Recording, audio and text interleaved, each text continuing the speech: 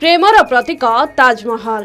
ताजमहल कथा आसिले समस्तक मनरे शाहजहान एवं मुमताज का प्रेम कहानी कथा मने पड़ जाए।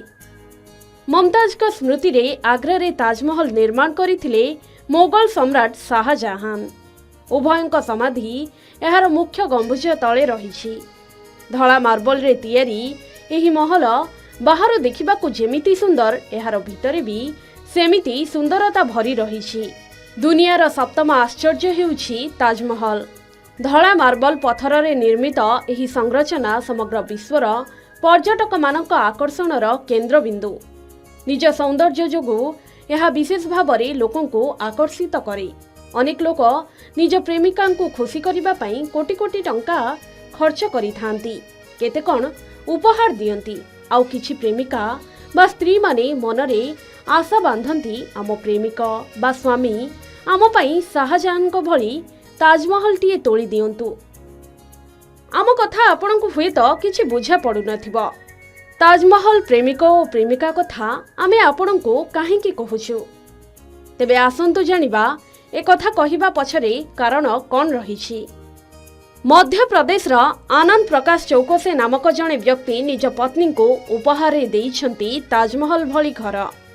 हाँ आज्ञा, मध्य प्रदेश बुरहानपुर सहर रे रहुथिबा एक दंपति अविकल ताजमहल भली घर तैयारी करिछंती।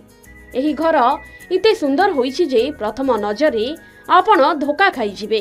काहेकि ना घरर डिजाइन संपूर्ण भावे ताजमहल भली करा जाइछि। एही घरर वीडियो एबे सोशल मीडिया रे भाइराल हेबारे लागिछि। लागिबो जेमिति यह द्वितीय ताजमहल। तांकर ही 4 BHK रो ताजमहल परी घर को देखि समस्ते आश्चर्य हेउछंती। काहेकि ना घर एभली चमकुछि जे अंधार रे मध्य ताहा चकमक करूछि। पत्नी मंजूषांक उद्देश्य रे आनंद प्रकाश एही घर करिछंती। बहु दिनरु स्त्रींक पई ताजमहल भली घर तोलिबाको स्वप्न देखिथिले आनंद। आउ शेषरे सेही स्वप्न पूरण होइछि। घरटी जेमिति ताजमहल परी देखाजिबो सेथिपई स्वतंत्र मकराना मार्बल व्यवहार करिछंती आनंद। एही घर प्रकृत ताजमहल अपेक्षा आकार रे बहुत छोट, प्राय 1/3 छोट हेबो एही घर। किंतु एहार सुंदरता अविकल ताजमहल भली रही। एही नियारा घर एबे सारा देश रे चर्चार विषय पलटिछि। कहि रखुछु आनंद प्रकाश चौक से बुरहानपुर एक प्रतिष्ठित कन्वेंट स्कूल चलांती। घरटी को निर्माण करिबारे प्राय 2 कोटी टंका खर्च होइथिबा कुहा जाउछि। इंस्टा रे एही घर को 147 लाख लोक देखि सारिलेनी। 13 लाख रु ऊर्ध्व लोक एहाकू लाइक करिछंती, जहा दिन को दिन बढ़ी चली। ऐतिहासिकଙ୍କ मतरे बुरहानपुर राजकीय दुर्गरे शेष निश्वास नैथिले मुमताज।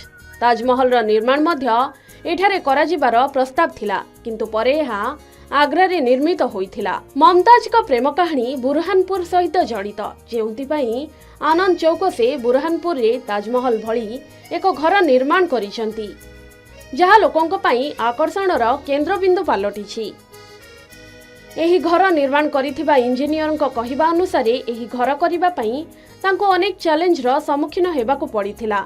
एथिपई प्रथमे से असल ताजमहल को तन तन करी अध्ययन करिथिले, परे घर निर्माण पई प्लान कले।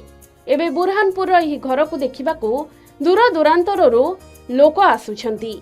एपटे आनंद कहिछंती जे तांको घर को नै एते चर्चा हेबो बोली से चिंता भी करि नथिले, किंतु वर्तमान से चाहुछंती जे तांको घर पूरा सहरर गर्व हेउ। सतरे एमिति वास्तववादी दुनिया रे प्रकृत भल पाइबार यह एक ज्वलंत उदाहरण। निज स्त्रींक पई एमिति नियारा उपहार देई सारा देश रे प्रशंसार पात्र होई पारिछंती आनंद। से निज मुहरे कहिछंती एही घर मोर स्वप्न थाई पारे, हेले ताको मु करिछि केवल मो स्त्रींक पई। ब्यूरो रिपोर्ट, के न्यूज ओडिशा।